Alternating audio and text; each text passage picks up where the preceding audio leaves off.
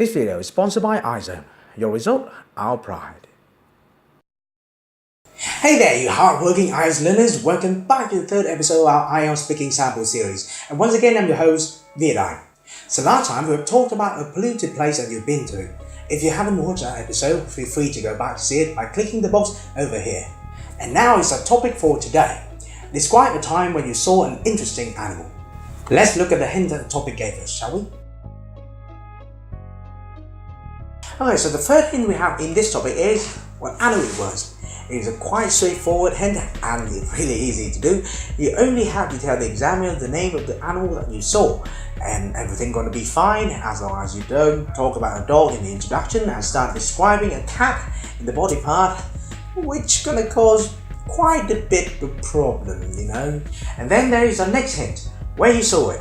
So this should also be put into your introduction, and keep in mind, since it's just the introduction, you don't need to spend too much time talking about all the details. Only 1 or 2 sentences should be fine. The third hint, what happened when you saw it, is what you should put into your body. So in this part, you should tell the examiner the full story of your encounter with the animal, which includes what happened before you saw it, what did you do when you saw the animal, and lastly, how your encounter with the animal ended. And follow up, we have how you felt when you saw the animal. So were you scared when you saw the animal, or were you excited to see it, or was it a mix of emotion? Make sure to tell the examiner about that, okay? Lastly, we've got explain why you felt it was interesting. Well, for this end, I'm sorry guys, I don't have any tips for you, but keep in mind that in the IELTS test, the examiner doesn't really care that you are lying or you are telling the truth. So you can always say that your encounter with the animal was totally unexpected and that you haven't seen the animal before. So that may totally make sense, right? Okay, let's move on to the vocabulary part, shall we? Alright guys, so the first one bringing you today is spontaneous, which is quite random because, well, spontaneous is actually the synonym of random or by chance. So why using this could make you sound more academic when using English, but my personal advice here is to only use words that you are really familiar with in order to avoid some situations where you could spend too much time thinking about a word when you could actually use a more efficient and easier to memorize word. Next, we've got the word breezy. As you might notice, this is the adjective form of the word breeze, which is a kind of weak and cool wind that we normally see during autumn, and well, which is really rare in Hanoi. Next on the list we have carefree.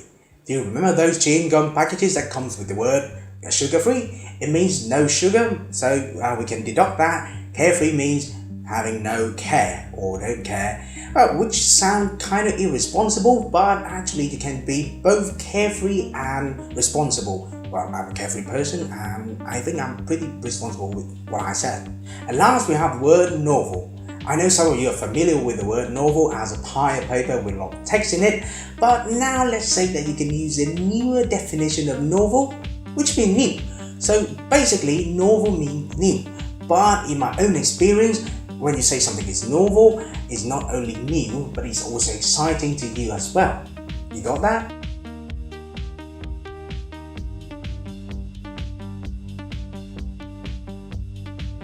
Back then when I was studying in Sweden, there was one time me and my 2 other Vietnamese friends bumped into a reindeer during one of our trips up the hill behind our house. And to be honest, I've never seen a reindeer before in my life, even captive ones. And the most exciting part of this encounter with the animal was that it was totally spontaneous. I can still remember that day clearly as it happened yesterday. It was a breezy autumn day, so me and my 2 friends decided to take a walk outside. And as we followed the path up the hill, which was going to pass through a patch of forest, one of the guys just stopped, turning his back to give us a silent sign while pointing at the distance where I could immediately see a reindeer walking carefully outside in the open. And we were all just like kids all over the game trying to sneak up close to have a clearer view of the animal. And on the reindeer part, it didn't seem to notice us as we moved closer, or it didn't care, I don't really know. But in the end, we managed to get close enough to have a full view of the animal while staying far enough to not scare it away. As I remember, the reindeer seemed to be a mature one from the looks of the stack, and its fur has a gorgeous brown colour and looks really fluffy. And I've mentioned the stack, haven't I? It was huge. I mean, I've probably seen enough photos of reindeer prior to this, but seeing it with my own eyes was a completely novel experience to me. In the end, we did manage to take a few photos of the animal before it decided to run back into the bushes. Sadly, my team folk could encounter all those majestic moments when the animal slowly took his step on the grass under the sunlight. But I don't think it's mad anyhow, because I couldn't forget that moment anyway.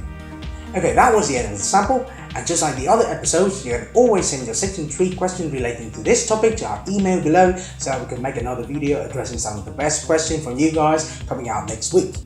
And with that, we've concluded our 3rd episode. Thank you for watching. Please like and subscribe so I can make more free videos like this for you in the future. And once again, see you next time.